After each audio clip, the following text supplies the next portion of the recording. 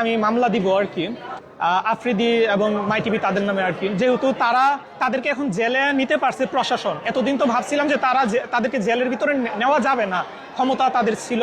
এখন যেহেতু প্রশাসন তাদেরকে জেলে নিতে পারছে, এখন যদি আমি বিচার চাই তাহলে হয়তো আমি বিচারটা পাবো।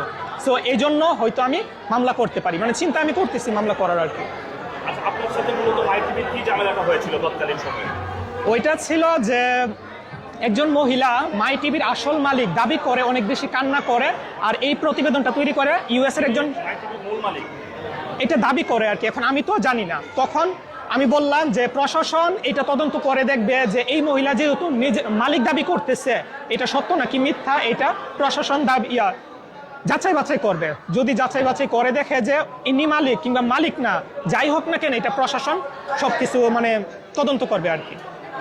তো আমি রেফারেন্স দিয়ে কথা বলছি, তারপরও তারা ওই মহিলার সাথে আমার নাম দিয়ে দিচ্ছে, যেখানে আমি ওই মহিলাকে চিনি না। বিষয়টা এরকম ছিল আর কি।